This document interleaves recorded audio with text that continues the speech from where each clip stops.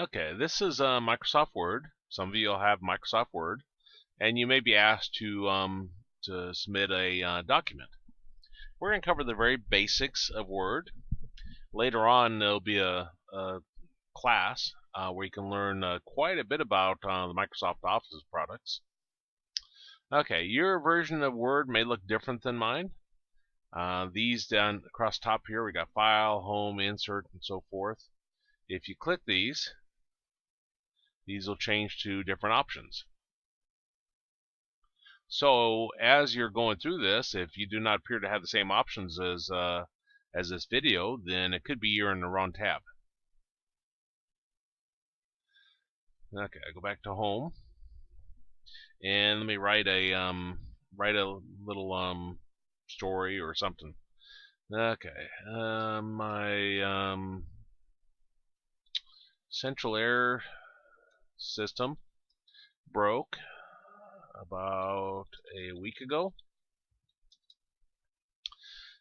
My house is extremely hot. We had to buy some air conditioners to hold us until we get a new central air system. Okay, I put some mistakes in here, so I want to demonstrate this. Some mistakes it'll catch. I was hoping the new wouldn't catch that. But you see my central air system, and it comes up and puts a little red squiggly underneath that. And let me see if I can make this a little bit bigger.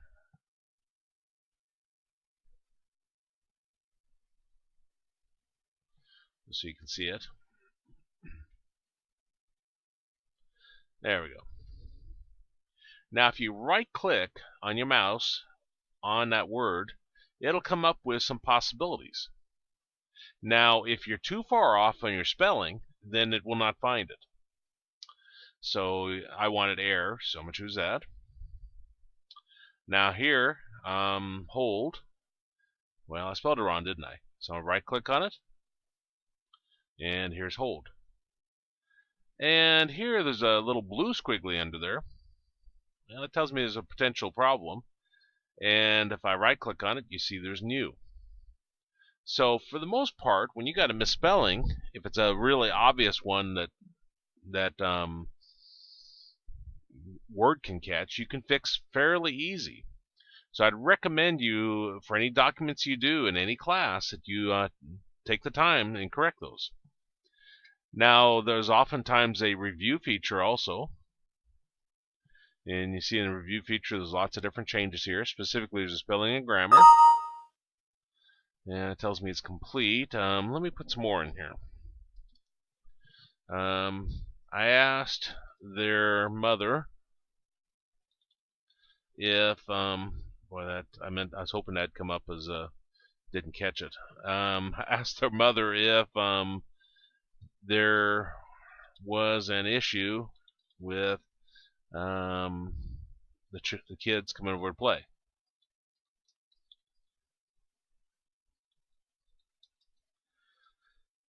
I wanted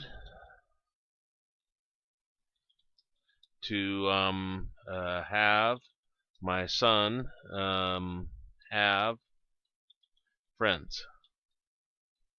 Okay. Well, there is the wrong one. And if I right click on it, you see it gives me that. I was hoping it wouldn't catch that because there is not spelled wrong, but it's in the wrong context. Now you can also just tell it to ignore if you want to do that, but it shows there. Come on, play. I veined to have my son have friends. You notice when I right click on it, there is no wanted there. I'm too far off on my spelling, so it can't interpret what in the world I want. So in some cases, you will just have to come here and to put that.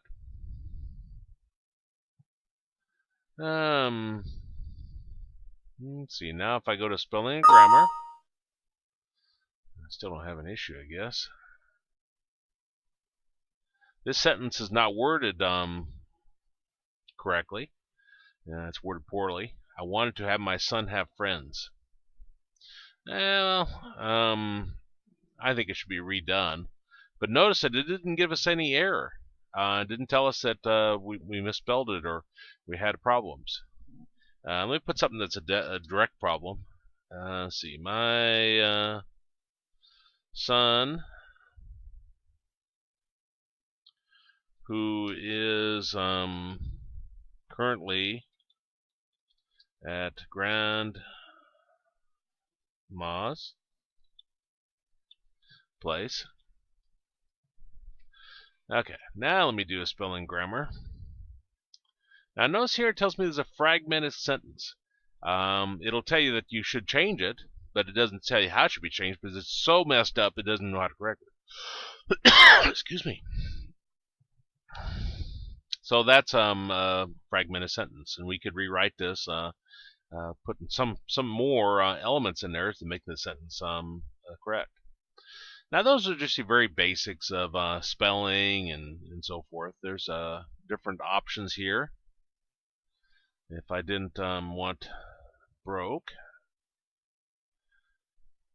go to thesaurus and, well, another word for broke is penniless. That probably wouldn't make any sense here. Destitute, see, bust about a week ago. Stopped. Maybe I didn't like the word broke, so I can come here and choose stopped. Crashed. Blocked. Stopped up. Broke. Stopped up about a week ago.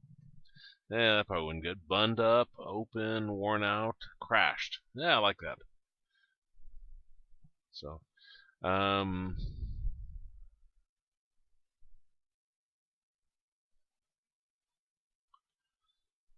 you see when you click that, it changes to different items. And it changes it up here. Disagreed. So you can kind of drill down. So if I come back here and I choose broke,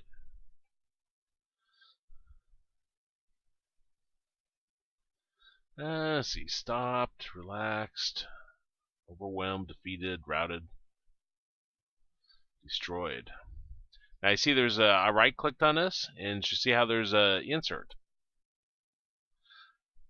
My central air system destroyed about a week ago. Well, that doesn't make any sense, but you see the idea. My house. If I come over here and oops, got a thesaurus, it'll put that up there. Home, residence, dwelling, abode. I like dwelling. Let me right-click on that and choose insert. My dwelling is extremely hot. So different ways you can change it. Okay. Now, we're not, like I say, we're not going to cover all this, but when you're writing a particular document, that's a way you can help eliminate some of the obvious English errors. Now, if I do a file save, then over here I can scroll down to my C drive, and if I can remember what I called it, there it is. I can change to the folder I created in an earlier video and give it some kind of name.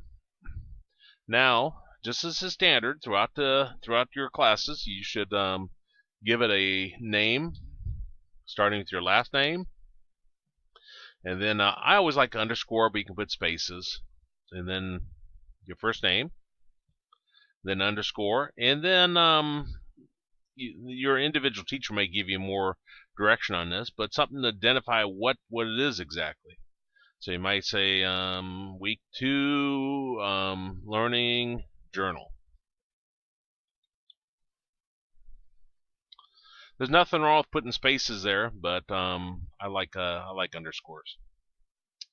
So then, when you do an enter on that and save it, over here, you see there's now that file. And it ended with a docx. That tells Windows that it's a Microsoft Word document.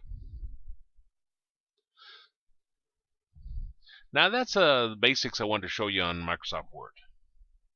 We'll look at a lot more of that, like I say, in another course.